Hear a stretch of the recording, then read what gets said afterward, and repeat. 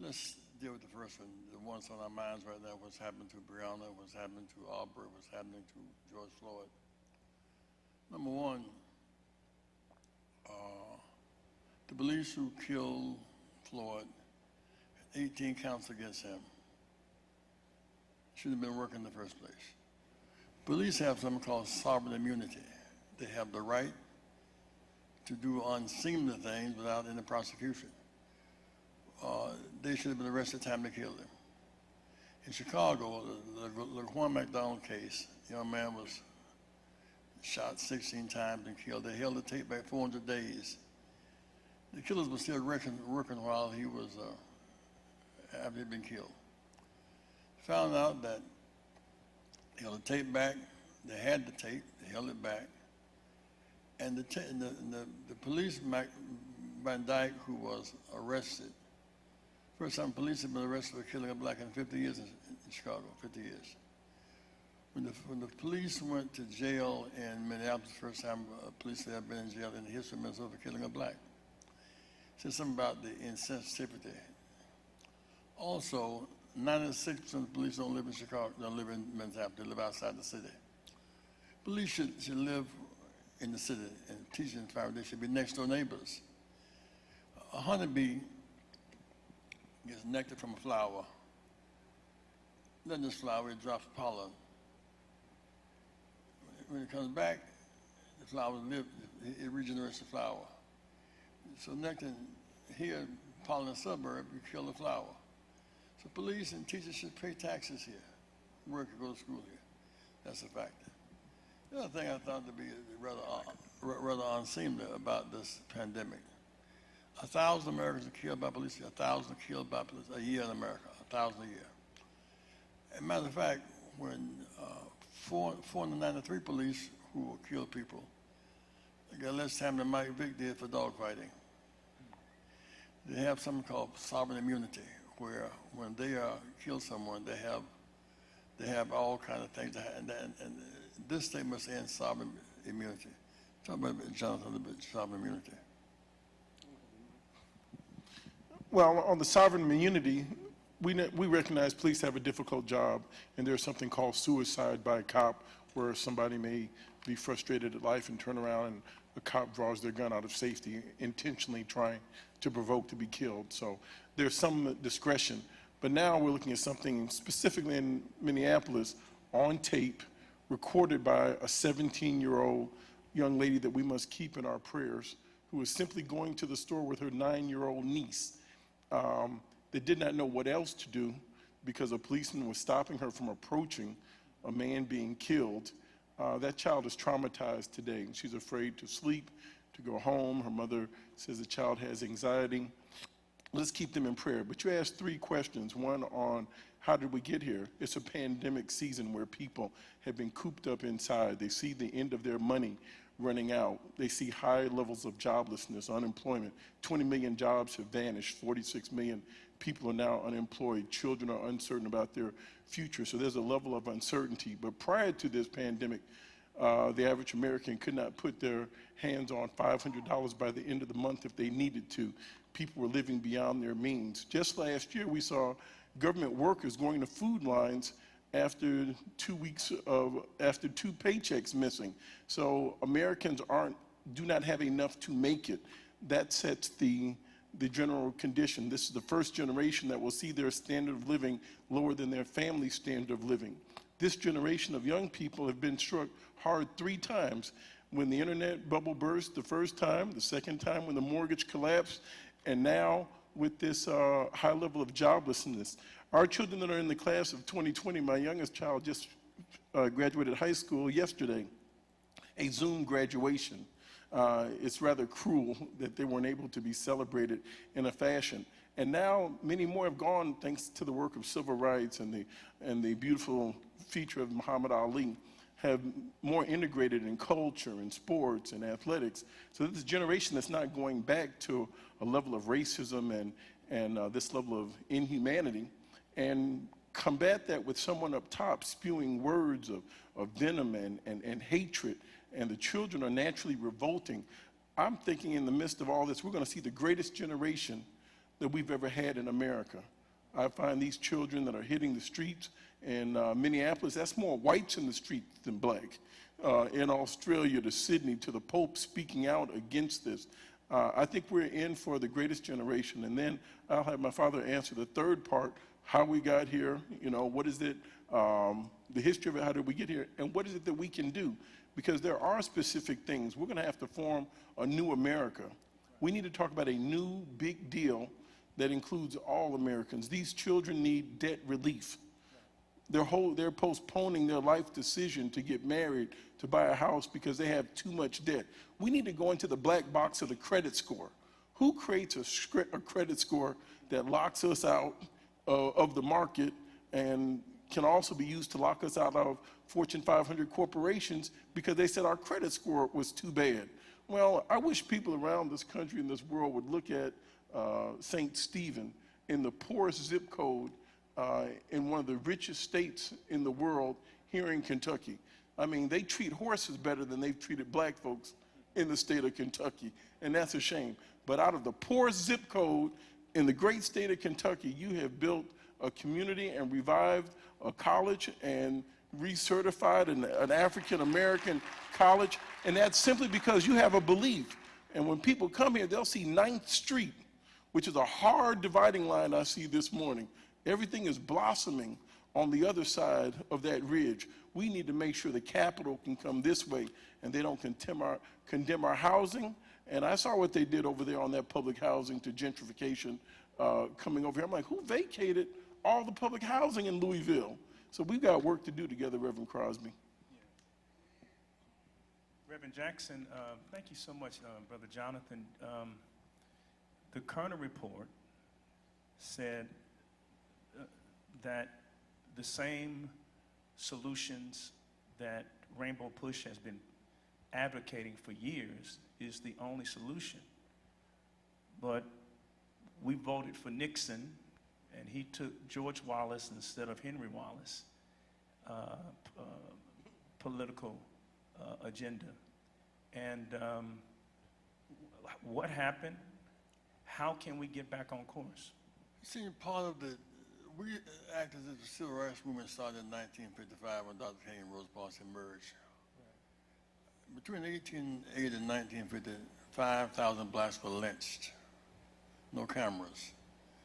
Somebody lynched, they had sundown, time by sundown, you'd be lynched. We lay and burned up our testicles on fire. Now, Kentucky, during that season, 100 lynchings. Alabama, 361. Arkansas, 492. Florida, 311.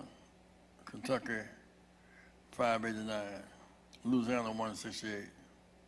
Mississippi, 654. North Carolina, 123. South Carolina, 185. Tennessee, 2. These are lynchings. Right. What George Floyd, we saw a lynching on TV and it touched something deep within us. Now, within the state,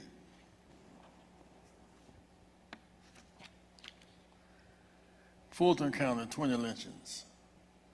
Logan County, 12. Todd County, 7. Graves, 6. Shelby, 6. McCracken, 5. Boone, 4. Fayette, Henderson, Henry Mason, Warren, 4. These were lynchings with the express purpose of driving us out the South. Native Americans were driven west, Trail of Tears. We were driven north by the Trail of Blood and Bloodhounds. So that's some depth. And because you just ratified the Constitution in slavery, there are some people living today whose parents were involved in lynchings, grandparents. And that's some depth in this problem here. Now, we want to go on, but we want to heal the wound. We're going to take the glass out the wound. Police brutality is, they are not accountable. Well, let's talk specifically about Louisville. Brunswick, Minneapolis, Louisville, the COVID-3 cities that sparked universal global protest.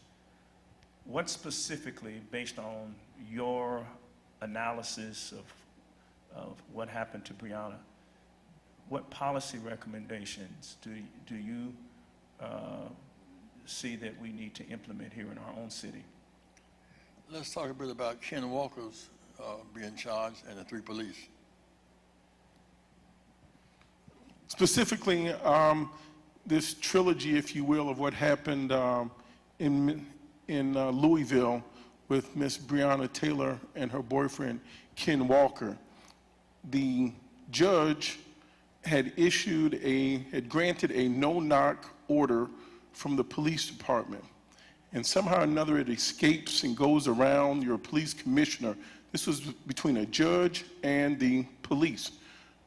They had 2 sites that they had selected for this no-knock order. She was added to that site, which is 10 miles away. So they apprehended the persons they were looking for at one site, and somebody gave up her name that's a confidential informant for the police department that sent them to her house.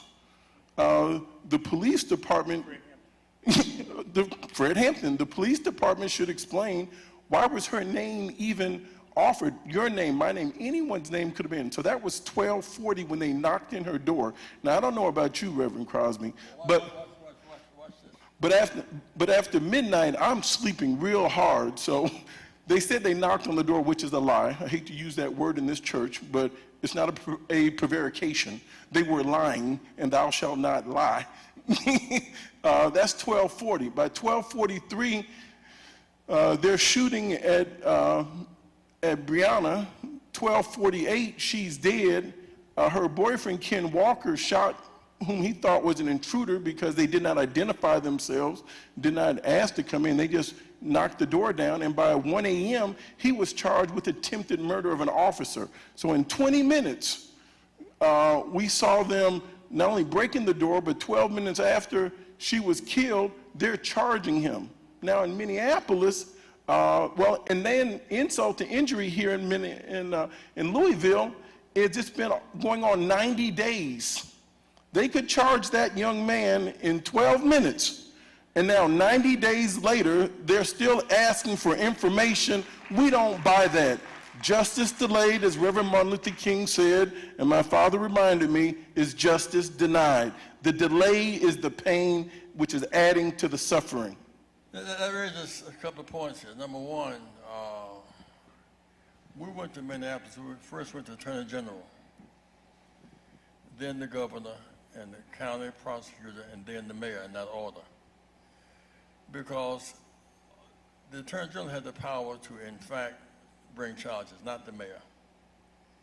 In this state, the Attorney General must do his job. He has 95% of the information. The Attorney General must be on the point of record in this state. Legislature, the governor should convene the emergency session of the legislature and alter the law which allows police to kill with sovereign immunity. So that's the governor can convene the legislature and should emergency legislation. Attorney General should take up the case and bring these 3 officers in, possibly for arrest.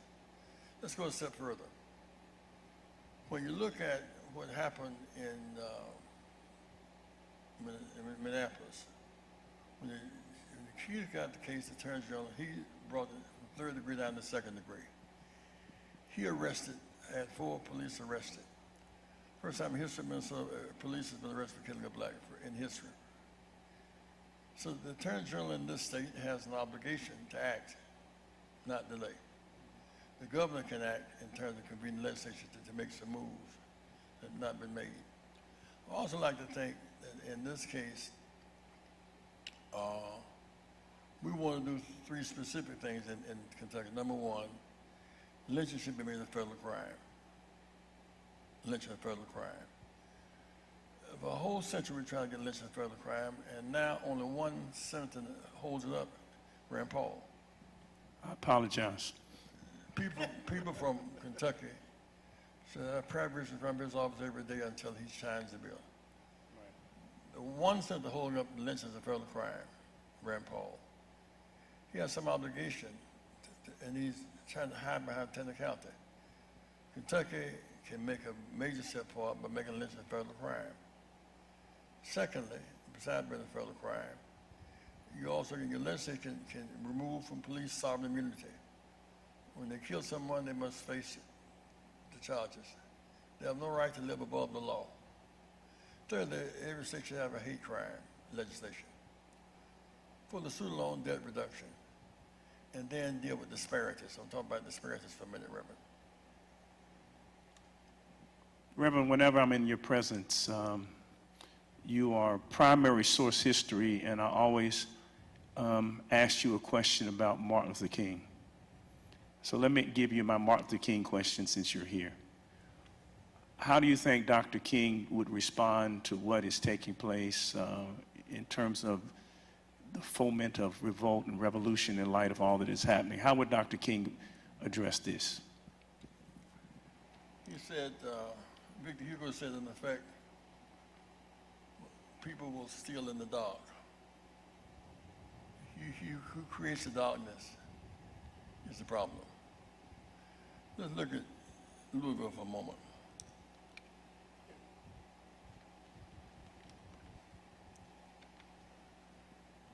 30% of Louisville households don't have home internet. High in West Louisville, 60 to 80% don't have internet.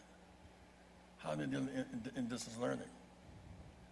20% of households don't have a laptop or desk computer at home in West Louisville. 9% of all jobs require digital skills. Half the households don't have internet. Now, we're frequently, the mayor and other forces can determine every house should have internet right now. Every child should have a computer right now, and someone can teach it. So we in fact have the power today to measure 30% of the households don't have internet.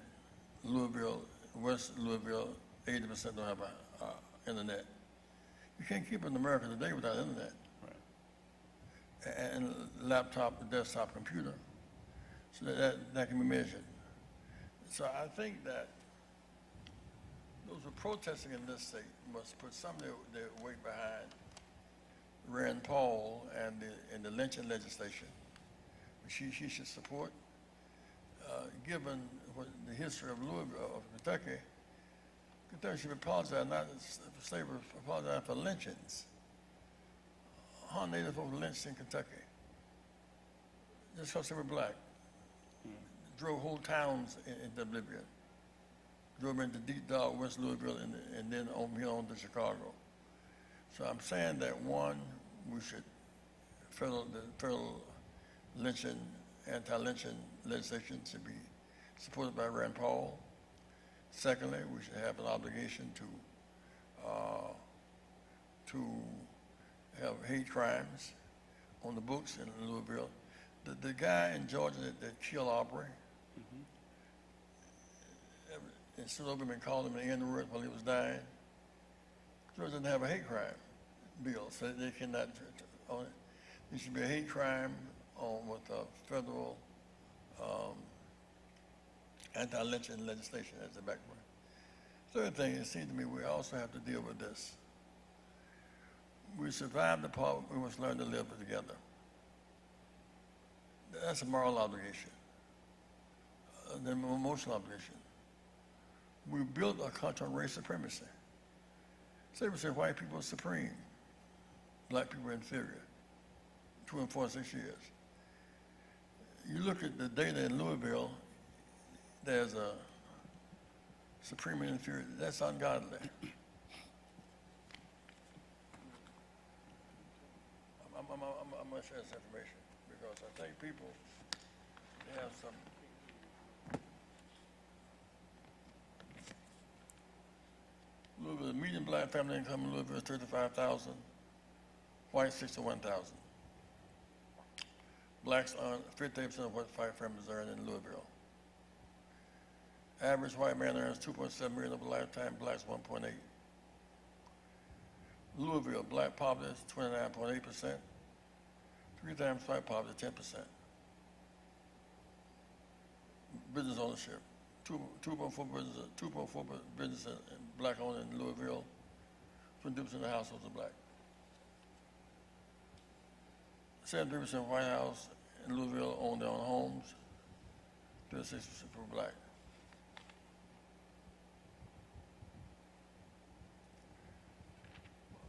The health disparity, housing disparity can be addressed. The universities, for example, University of Louisville, Kentucky State, and all that, Berea College,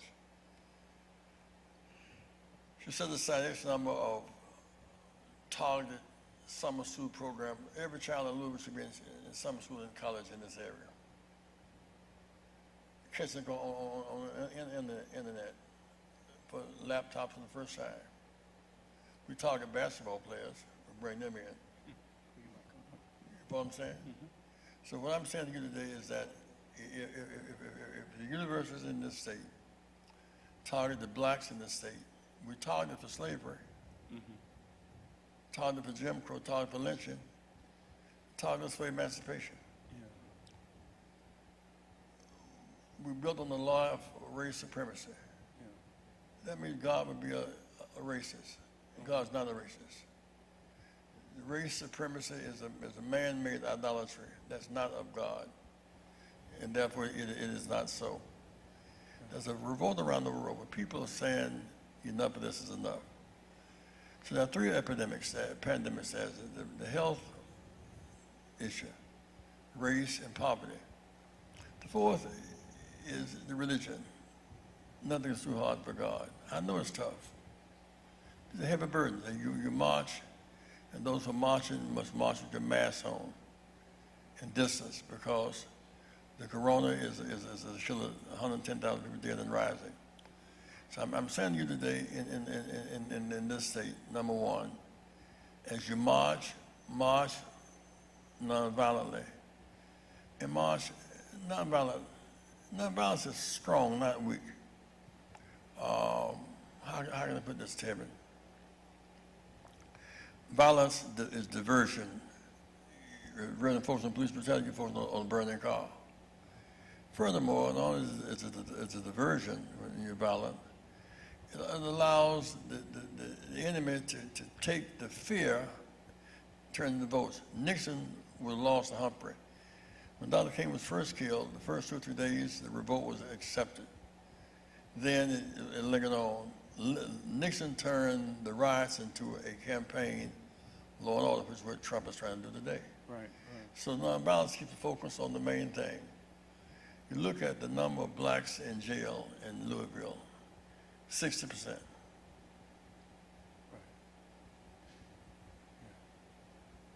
Housing, jobs. So I'm saying to Louisville, let's measure the gaps, close the gap and heal the breach. Reverend Jackson and Jonathan, thank you so much for being with me today. Thank you for being in our city. Thank you for being a consistent voice. In a moment, I'm going to deliver the sermon for today, but in the sermon, I'm going to ask a question on behalf of a group that I am affiliated with called the American Descendants of Slavery. And our thought leader, Yvette Carnell and Antonio Moore, posed a question that I'm going to ask that I think is absolutely critical if we are going to really fix and repair Black America. And it's my hope, Brother Jonathan, that Rainbow Push would really think about the question that I'm going to pose to Reverend Jackson and to you, sir, in the course of this message. Let me make 2 observations. The reason why blacks are going to basketball court, Kentucky and Louisville, a great basketball. Whenever the playing field is even, rules are public, goals to the referee, fast, scores, transfer, we can make it. Reverend say whenever playing field is even. Rules public, goals to, for example, a football field, if blacks had to run 12 yards for the first time, whites had to run 8 yards, inheritance, say 10 yards for all first downs. So we need to even the playing field. Second thing is in terms of God, God has a formula. See, if my people call by my name, people who say they're of God, humble and not arrogant, pride precedes the fall. and seek my face, turn from your wicked ways. Now, the wicked ways, the racial discrimination is wicked. There's no reason why corporate Kentucky cannot hire or train every black in the state. It won't hurt whites because when we grow, everybody grows. It's not a zero-sum game. And then he'll forgive our sins. We cease to be wicked, and we'll hear from heaven. That excites me about the religious part. I heard your choir singing today with such power. If my people will call by my name, will humble themselves and pray and seek my face. Repeats, if my people will call by my name, humble themselves, pray, seek my face, and turn from the wicked ways, then they will hear from heaven. God forgive their sins, heal their land. So I'm excited about the prospects of distributing some of this weight. The mayor has certain duties he must perform. The Attorney General must step up to the plate immediately. The governor can convene a special session of the legislature and remove those immunity clauses. Those police who killed Breonna must pay the price. They're paid to protect and serve, not to shoot and dock and kill people. And so let's keep marching, but march nonviolently, march with faith, march with love. I must say I'm impressed with some of the whites who are marching today. There's something about our humanity that's maturing. We were not always here. Young white America wants a level of decency that they didn't inherit from their parents. There's something about learning how when Louisville plays Kentucky, it's red and white, blue and white, not black and white. We're learning to live together. In the military, we're learning to live, so that it seems to me if we in fact take seriously that proposition, Rand Paul must take the lead and not block lynching as a federal crime. B, remove sovereign immunity for police, do not protect when they kill people. 3 and 4th, student loan debt forgiven. And 5th, Simmons College and HBCUs have a special role that deserve funding. And to that, I say amen. Thank you, sir. Thank you, Reverend Jackson. Jonathan, God bless you. You need to come back, sir. This city needs to know. We know Jesse Jackson. This city, this nation needs to know you. Thank you, sir.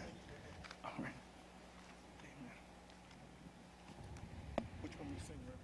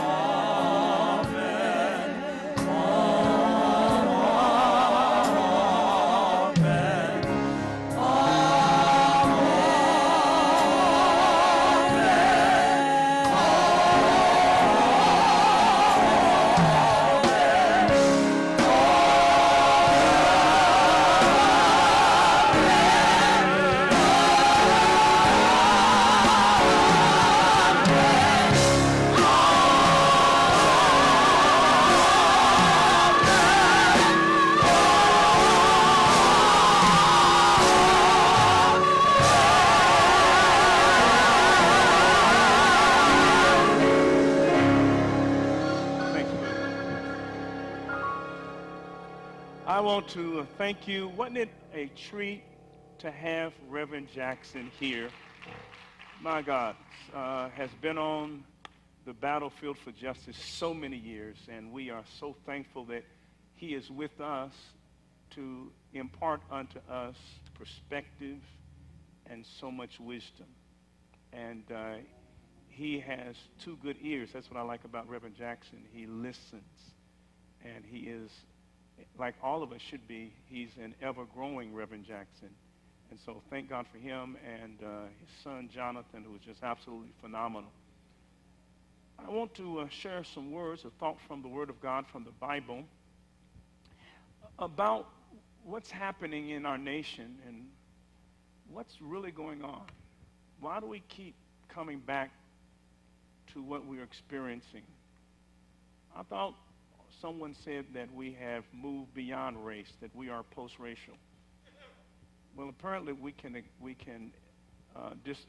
agree to permanently explode that myth, because we're not post-racial. We have been post-black, which is to say we have not addressed black-specific issues, but we're not post-racial. And I'd like to use an illustration, an analogy from a story Jesus told, maybe to help us to frame and help us understand what is wrong, how can we fix it, are President Johnson's 3 questions that he asked in the Kerner report. I find it interesting that Jesse Jackson is here in Chicago, Illinois, and Otto Kerner was the governor of Illinois. He was a Republican, but he affirmed the Kerner report. Martin Luther King said this about the Kerner report, and he said this in March of 1968 when it came out, 1 month before his assassination. Martin Luther King said, the Kerner report is a doctor giving a death sentence to a patient, but also writing a prescription that will guarantee recovery. That's what Martin Luther King said. I think that any document that Martin Luther King Jr. affirms, which addresses what we are presently experiencing in our nation, is a document that we need to revisit to find out why we went wrong. Not to revisit it so we can have another study on top of another study on another study, but to revisit it so that we can now begin the process of implementation. Listen to these words from the Gospel of Mark, chapter 4, verses 1 through 9. Again, Jesus began to teach beside Lake Galilee. The crowd that gathered around him was so large that he got into a boat and sat in it. The boat was out in the water. The crowd stood on the shore at the water's edge. He used a parable to teach them many things, saying to them, listen, once there was a man who went out to sow grain. As he scattered the seed in the field, some of it fell along the path, and the birds came and ate it up. Some of it fell on rocky ground where there was little soil. The seeds soon sprouted because the soil wasn't deep. Then when the sun came up, it burnt the young plants, and because the roots had not grown deep enough, the plants soon dried up. Some of those seed fell among thorn bushes, which grew up and choked the plants, and they didn't bear grain. But some seeds fell in good soil, and the plants sprouted, grew, and bore grain. Some had 30 grains, others 60, and others 100. And Jesus concluded, listen then if you have ears. And then what John the Baptist said, and I think this is why Jesus joined John the Baptist church. John the Baptist said, every valley must be filled up. Every hill, every mountain, every hill and mountain leveled off. Winding roads must be made straight, the rough paths made smooth. And they weren't clear what John the Baptist was getting at, so they asked John the Baptist, well, what do you mean by this? And let's look at verse 10. The people asked him, what are we to do then? He answered, whoever has 2 shirts must give one to the man who has none, and whoever has food, here's the word, must share it. And then the police came and asked John the Baptist, what do you mean? What do you mean, John? Some soldiers, verse 14, also asked him, what about us? What are we to do? He said to them, don't take money from anyone by force or write false reports to cover up crime or accuse anyone falsely, which took place with George Floyd. Be content with your pay. Nothing is more remarkable than a seed. Don't you underestimate the power of a little seed. Let's say, for example, a little apple seed. Nothing is more powerful, more fascinating than a little seed. One little seed can produce one tree, and on that one tree that emanates from that one seed are apples, and in each one of those particular apples are more seeds that can produce more trees, that can produce more apples, that can produce more seeds for trees. And it all comes from just one seed. Now that seed may not know it. Perhaps no one is told that little seed. Little seed, do you know what is in you? And the little seed says, well, nothing, because I'm so small, I'm so tiny. But someone needs to tell that seed, in you seed is the potential for a forest. In you seed is the potential for furniture. In you seed, if you're an apple tree or you're an apple seed, do you realize, seed, that the economies of North Carolina and the state of Washington and New York build their economy on you, little seed? Do you know that from you, little seed, will come applesauce? Do you know what's in you, little seed? Little seed, do you know that in you is apple cider and apple butter and apple pie? All of this is in you, little seed. Well, the seed says, well, if all this potential is in me, forest and applesauce and apple cider and apple butter, if all this is in me, why isn't it coming out of me? Well, little seed, Jesus gave the answer to that question. Not simply why potential doesn't come out of seeds, but why greatness and potential doesn't come out of people. And here it is. The soil. It's the soil that makes the difference for the seed. I don't care how powerful the seed is. I don't care how great the potential the seed is. The true difference between seeds is not seeds. It's not that one seed is innately inferior and one seed is innately superior. It's simply that what the seed becomes is based solely on what soil the seed is planted in. I think this parable of Jesus, given many years ago, is a parable that we need to take from the first century and bring it on up to the 21st century. I think we need to take it from Palestine and bring it to America. Because I think it speaks to what is at the foundation of the revolt and the tumult that has engulfed not simply the United States, but the entire world. Jesus talked about 4 different soils. And when these seeds were put in 3 of the soils, they were not productive. But when a seed was put in a particular soil, then it was productive, it reached its full potential. Some grain was 30, produced 30 more, and some 60 more, and Jesus said even some produced 100 more.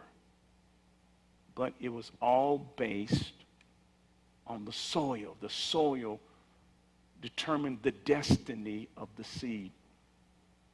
Now consider 3 of the soils, because these are the 3 soils, the non-productive soil. These are the 3 soils that America has put black people in. And that is the reason why black people are not productive, is because of the soil that America has put black people in. First of all, Jesus talked about some soil that had been hardened because of the constant steps of people. It became impacted and became hard. And in verse 4, Jesus says, as he scattered the seed in the field, some of it fell along the path, and the birds came and ate it up. Now, what's wrong with this soil? Why couldn't the seed be productive in this soil? Well, this was hard soil, and the seed couldn't get in to the ground because it was hard. So the tree didn't go up because the seed couldn't get in. And that is the history of America as one of the soils that America has given black people. You've given us the soil that we could not get in. We could not get in certain places that could have helped us as a people to be productive. We could not get in, for example, to the best schools. In the South, for example, from 1930 to 1940, white schools and white students were appropriated for education 3 times more money than black kids, which means that the black kids could not get in. The ground was too hard, and we could not get into the good schools, and that is still true today. Take, for example, Alabama. My father is from Athens, Alabama, the same city of Mitch McConnell. But my father, who was the first man to graduate from high school on either side of the Cosby family, not because he didn't have as a seed what it took, but because the state of Alabama, pre-Brown board decision of 1954, appropriated for black students 32 cents, but for white students, $15 was appropriated. So it was hard for black kids to penetrate these schools. The ground was hard. So because the seed didn't go in, the tree didn't go up. And that's even true when it comes to philanthropy. The great Benjamin Mays once said that if given an opportunity, black kids can do what other kids can do, and black colleges can produce what other colleges produce. In fact, we do, because we're only 3% of the colleges in America, HBCUs. But we graduate about 23% of all college graduates, black college graduates, like the Reverend Jesse Jackson and the Reverend Martin Luther King. We produce, just 3% of the colleges, HBCUs, produce 50% of the public school teachers and public school personnel who are black. 75% of all engineers attend HBCUs. But when it comes to philanthropic funding, Benjamin May said these schools could be good soil to produce great students if we would not be guilty of what Dr. Benjamin May says, and I quote, philanthropic discrimination. And the fact of the matter is, according to the data, 92% of all foundation CEOs are white. 89% of all boards of foundations, 89% are white. 7 to 8% of the foundation's money goes to people, quote unquote, of color. And when you separate blacks, who are descendants of Jim and Jane Crow, enslaved people, from the people of color in a separate category, only 1% of philanthropic money goes to undergird black-led institutions for social change. And of course, philanthropy is a $500 billion industry, but black people only get 1%, black institutions. So the reason why the seed was not productive and the tree didn't go up is because the seed couldn't go down because it was hard. And many great seeds, many great black kids with seed potential don't go up because they can't get in. But then Jesus talks about another soil, and this is another soil that America has given to black people. And that is, first, the soil that you just can't get in, you're locked out. And then he talks about another soil, and that is when they let you in, you can't go too far. First of all, the soil that you can't get in, and then the soil that when we let you in, we're not going to let you go too far. Because one of those seeds fell on ground, and it began to sprout, but it couldn't dig its roots deep because underneath the soil was limestone rock. And so it could only go so deep. The seed had a presence, but it didn't survive. And that presence was not sustained because the seed could not go deep. It could not, there was a limit to how deep it could go.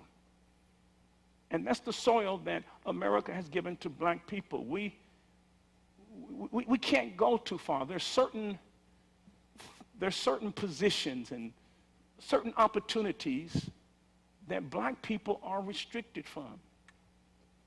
And when you think about all the blacks who have played basketball at the University of Louisville, when you think about all the blacks who built the arena downtown, who dribbled the ball, and we watched all these blacks from all the country, do you ever wonder from a black person's perspective?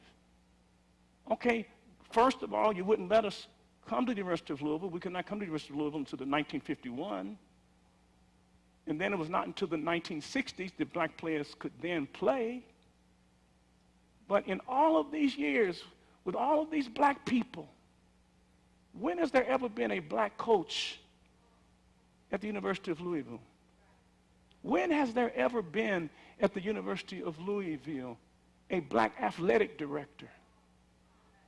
You mean to tell me in all of the years that the University of Louisville has engaged in sports, that there has never been? We can dribble the basketball, we can be assistant coaches, we can be recruiters, but we can only go so far, and that's because of racial bias. Only go so far, and this racial bias is real.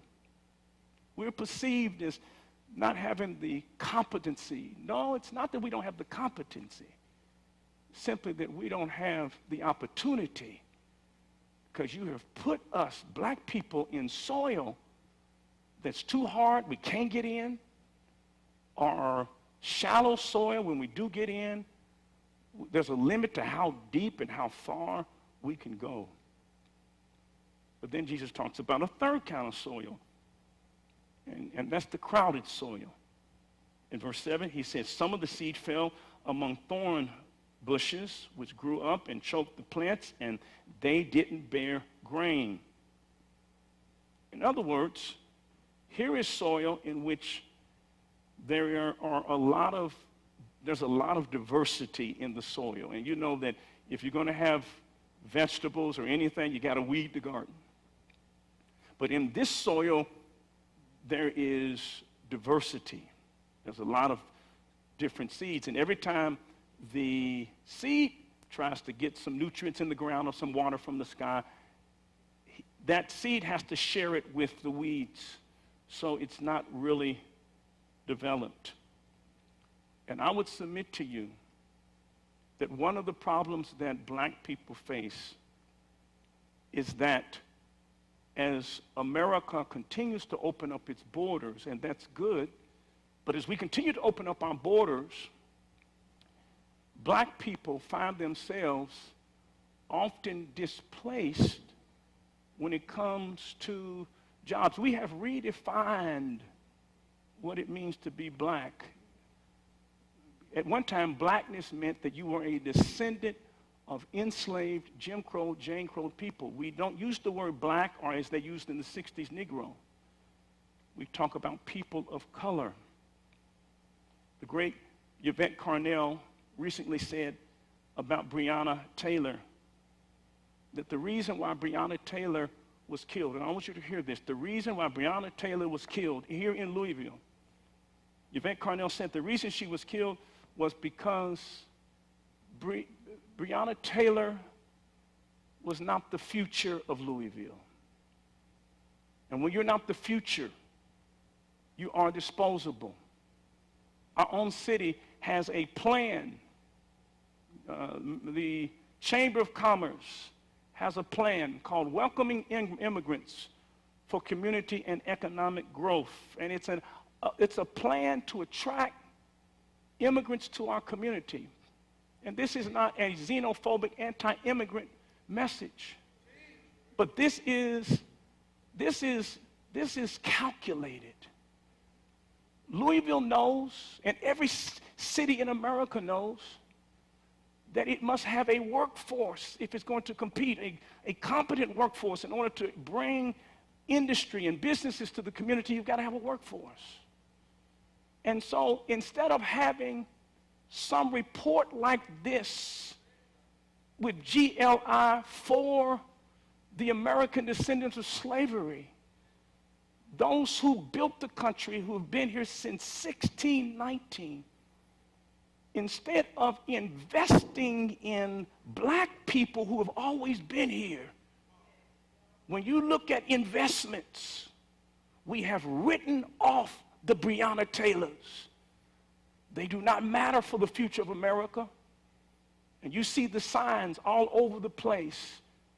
You see what's being built in our city to make this an immigrant-friendly city. And I'm not saying that it should not be an immigrant-friendly city, but I am saying that it is wrong that if you are bringing in other people simply because you do not want to spend the money to invest in the people who help build the country. Well, my brothers and sisters, you've got these three soils. One soil is you can't get in, and that's been the experience of black people in America. We were locked out. We couldn't get in. Then the second soil, you can get in, but you can't go too far. And then the third soil is crowded soil. We're going to focus in on others, but we're not going to have a report on how we can nurture and develop blacks who are the American descendants of slaves. And then there's good soil. And this good soil, a seed was planted in it. It didn't have any limestone rock in it. It didn't have any rocks in it. It didn't have any weeds in it. It was just good soil. And seeds were thrown in that soil. Whites were thrown in that good soil. And because they were in good soil, not because they're innately better than the other seeds, It's simply because they were put in good soil. If you reverse it, you give blacks the same soil that whites have been given, we would produce 30, 60, and 100-fold. And if you put whites in the soil that you have given blacks, then you will see the same thing happen, because it has nothing to do with the innate ability of the seed. It is all, Jesus says, based on the soil that you put that seed in. Now, what we have done is we have blamed the seed. We said to the seed, oh, you're a thug, or you don't have what it takes, or you're inferior. We blame the victim, when the fact of the matter is it has nothing to do with the seed. It has to do with the soil.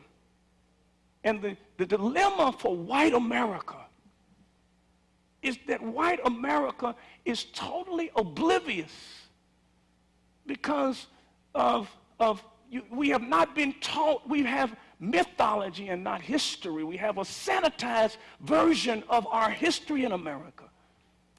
And you have not been taught, and because of the fragility to even bring it up, you have not been taught, America has not been taught the realities of these different soils. It is the equivalent. Imagine if you're in a restaurant and the restaurant is closing and you're with your family and friends having a good time, and they close the restaurant while you're still in the restaurant. And then the owner of the restaurant doesn't say you got to leave because you're a good customer, and he wants you to enjoy yourself and come back one day.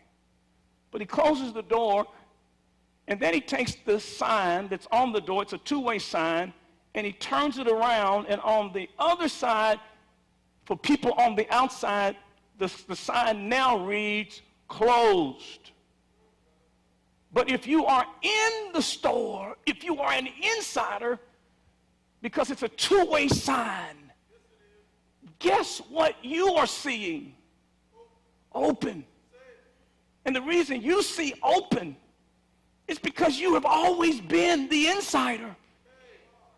It is only when you leave the store, which is what Christianity is all about, it's called empathy, and leave the store and come outside the store and see that the door is locked and that there's a sign that says closed. Well, let's say black people look into that restaurant and they see that you have advantages as an insider. And you're looking at them wondering, well, why don't they come in? But you don't know the door's locked. You don't know what's on the other side of the sign. You don't see life through the lenses of black people. So after a while, let me tell you what happens. If you don't let them in, and they look at you with all of your advantages, with all you have in suburbia, and little we have right here around this church in the 40210 zip code, and they constantly see you in the store with all the advantages and privileges that you won't even recognize that you have. Well, they'll take a brick. Somebody will take a brick, and they'll knock the window out because they're trying to get in, because they are Americans too. You see, my friends, it's one thing to be beat down. And black people have been beat down from 1619, 246 years of slavery, slaves, where you didn't get a dime. You worked from can't see in the morning to can't see at night and never got a penny, 246 years. And then another 100 plus years of being in bad soil. For there has not been one day in American history where black people have received justice. Not one day. And this generation is the 491 generation. And what's the 491 generation? Well, Jesus said that you forgive your enemy 7 times 70. which is 490 times. And we have done that. But a new generation has said, Jesus, we have gone the limit of 490, and now we are the 491 generation.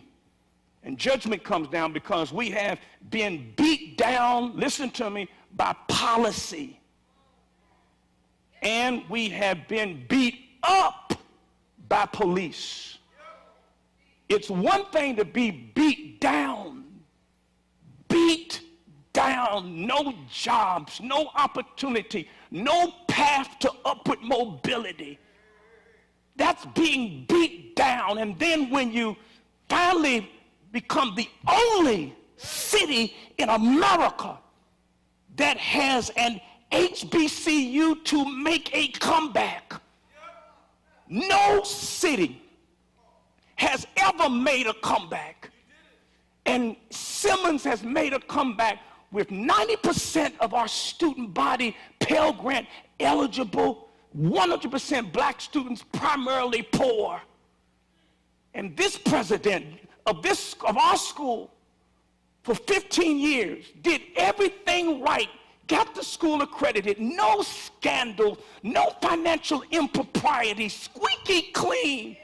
Get the school accredited, become an HBCU. We are the last school, black college in America that will ever be designated an HBCU, because HBCUs, you had to be in existence before 1964. We came into existence in 1879.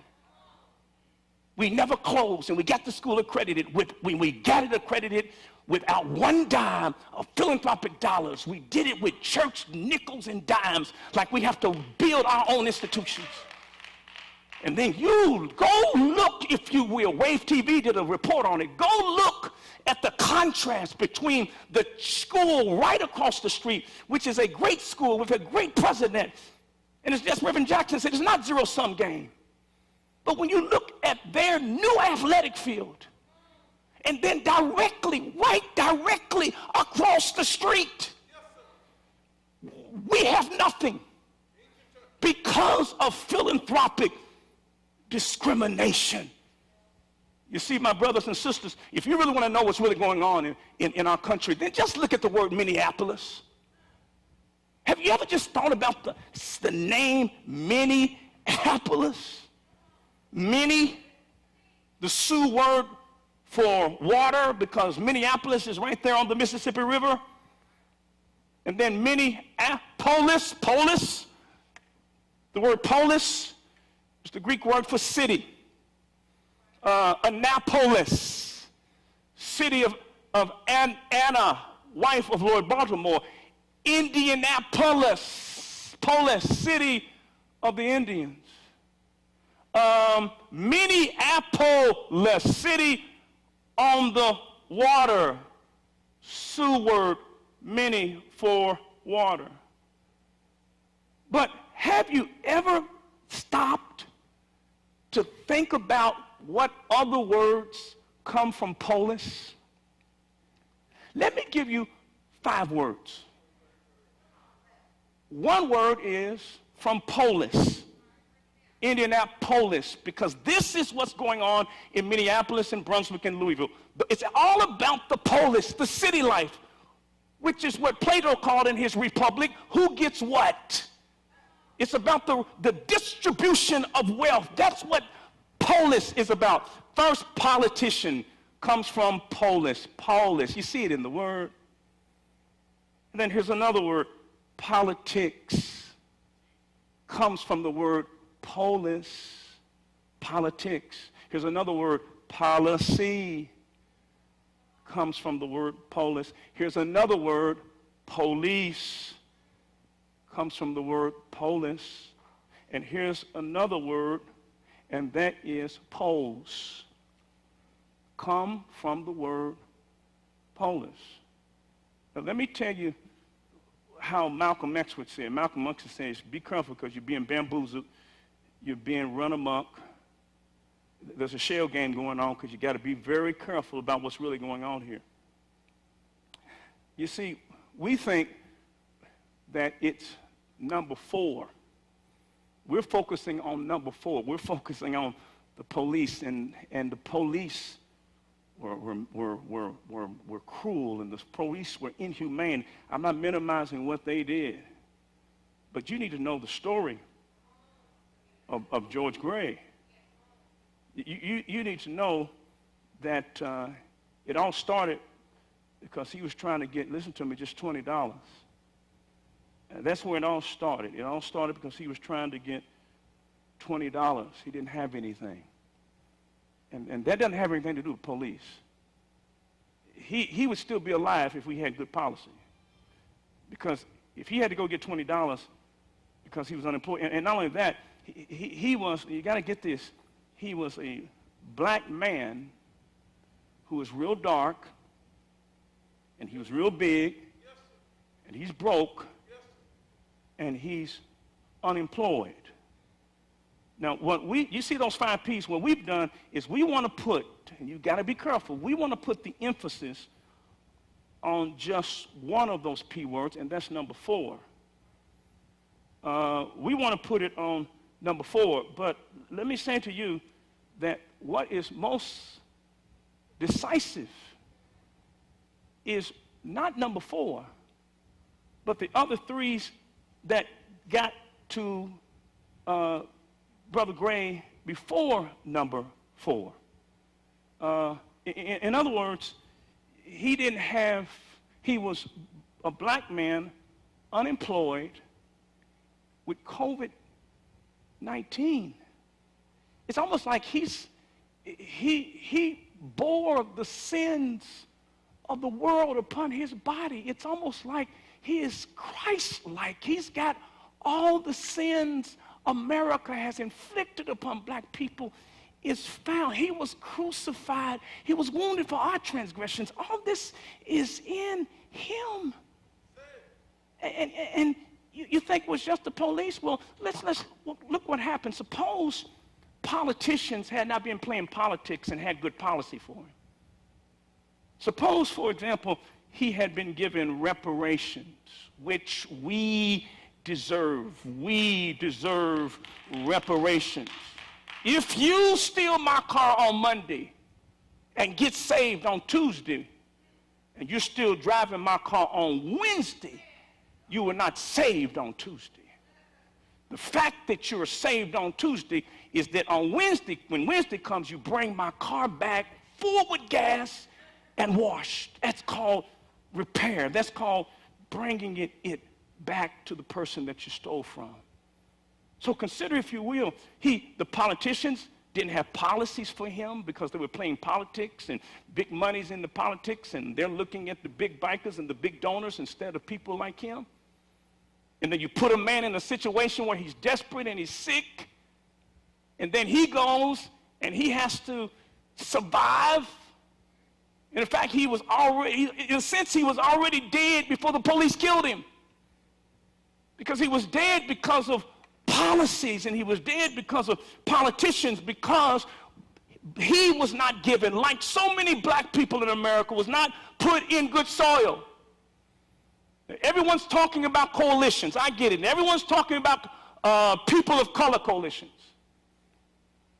But I want to ask Reverend Jackson to do the nation a favor. I want to ask Jonathan Jackson, and I want to ask Push to do us a favor. We became African Americans because we have the psychological need to become African Americans. There was a psychological need.